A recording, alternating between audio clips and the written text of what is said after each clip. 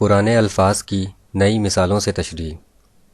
Column نگار Syed Sardar Ahmed Pirzada, the first blind journalist of Pakistan, APNS best Urdu column award holder, روزنامہ نئی بات، مورخہ 12 فروری 2020۔ جب ہم چھوٹے تھے تو اسکول کے امتحانات کے پرچوں میں لکھا ہوتا تھا کہ جواب کو آسان زبان میں مثالیں دے کر واضح کریں۔ اب بڑے ہو گئے ہیں تو تب بھی بہت سی باتوں کو سمجھنے کے لیے مثالیں ہی آسانی فراہم کرتی ہیں۔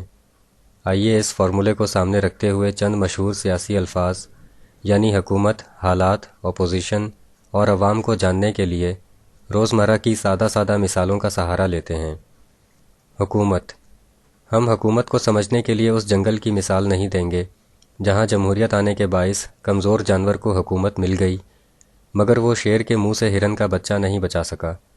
حالانکہ کمزور جانور نے محنت بہت کی، مگر حالات ہی ایسے تھے، وہ کیا کرتا۔ حالات۔ ہم نے حالات کا لفظ بہت سنا، پڑھا اور لکھا ہے۔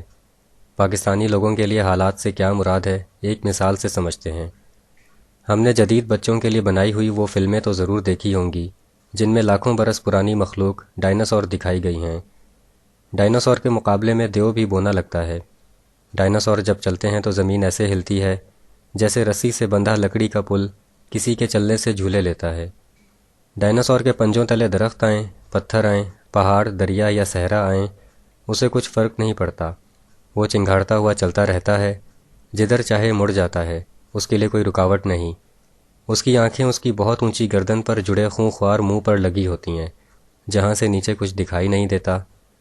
آج کل کے حالات انہی ڈائناسور کے مانند ہیں جن کے مہنگائی، بے روزگاری، لاقانونیت، اسٹریٹ کرائم اور ریپ جیسے پنجوں تلے عوام مارے جا رہے ہیں، اور وہ بہت اونچی گردن پر جڑی آنکھوں کے باعث بہت نیچے مرنے والی مخلوق کو نہیں دیکھ سکتے۔ اپوزیشن۔ ہمارے ہاں اپوزیشن کی ٹھیک ٹھاک گھن گرج ہے۔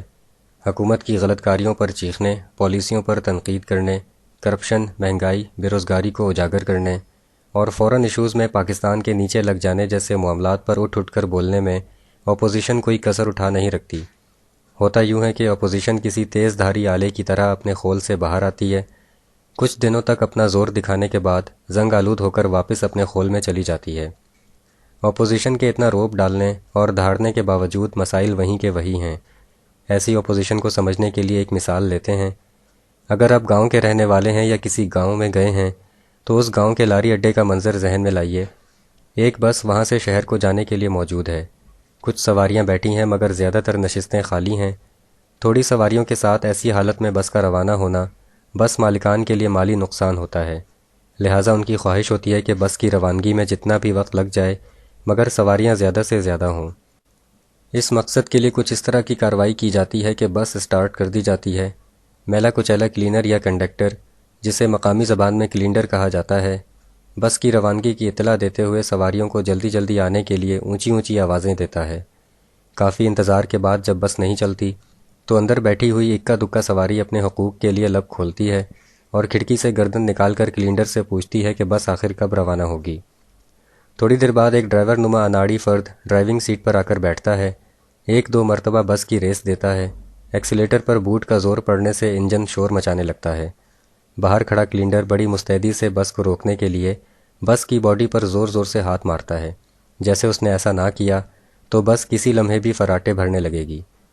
وہ اپنی حرکات سے ظاہر کرتا ہے کہ بہت سی سواریاں آ رہی ہیں اور چند منٹ بس کے نہ رکنے سے آنے والی سواریاں سفر کی نعمت سے محروم رہ جائیں گی۔ نامکمل ڈرائیور اور کلینڈر یہ عمل کئی بار دہراتے ہیں۔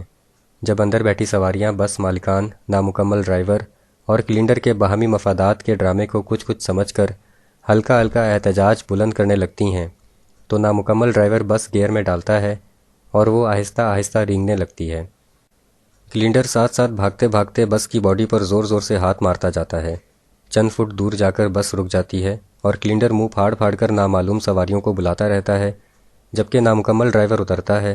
اس کی جگہ پیلے دانتوں والا ادھیڑ عمر مکمل ڈرائیور لے لیتا ہے۔ وہ بھی بس کی ریس دے کر انجن کو شور مچانے پر مجبور کرتا ہے۔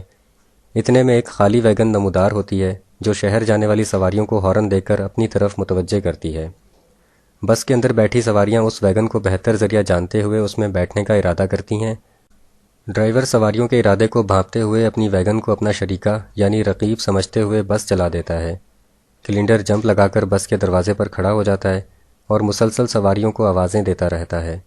اب گاؤں کی ناپختہ سڑک پر ویگن اور بس ساتھ ساتھ چلتی ہیں۔ بس کی کھڑکیوں کے ٹوٹے شیشوں سے ٹھنڈی ہوا اندر آنے لگتی ہے، مگر چند سو فٹ چلنے کے بعد ویگن نکر پر اگے بڑے درخت کے نیچے پنکچر والے کھوکھے پر رک جاتی ہے۔ بس بھی اکیلے دوڑ لگانا قابل مذمت سمجھتی ہے اور جھٹکے سے بریک لگا دیتی ہے۔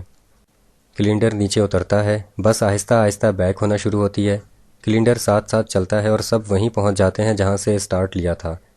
اس دوران بس کا انجن شور مچاتا رہتا ہے۔ کچھ سواریاں اگلی منزل پر پہنچنے کا ارادہ ترک کر کے یہیں اترنے کو ہی منزل سمجھتی ہیں، اور ایک آدھ سواری اسی انجن کے شور کو ہی سفر سمجھتے ہوئے سیٹ پر بیٹھی رہتی ہے۔ ہم اگر غور کریں تو ہماری جلتی بجھتی اور دھاڑتی اپوزیشن جماعتیں اسی بس کی مانند ہیں جو اسٹارٹ ہیں، سواریوں کو بلاتی رہتی ہیں، کبھی آگے بڑھتی ہیں کبھی پیچھے، مگر شور کے علاوہ کچھ نہیں کرتیں۔ عوام، آئیے عوام کی مثال بھی دیکھ لیتے ہیں۔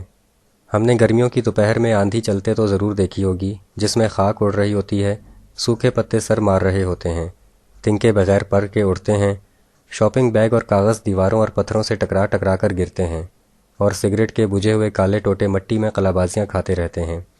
ان سب بے جانوں کو گرمیوں کی دوپہر کی آندھی جاندار بنا کر سزا دیتی رہتی ہے۔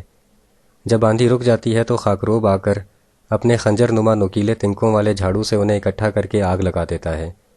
ان کا وجود ختم ہو جاتا ہے مگر دھرتی پر جلنے کا نشان باقی رہ جاتا ہے۔ شاید یہی عوام ہیں۔ شکریہ، دی اینڈ۔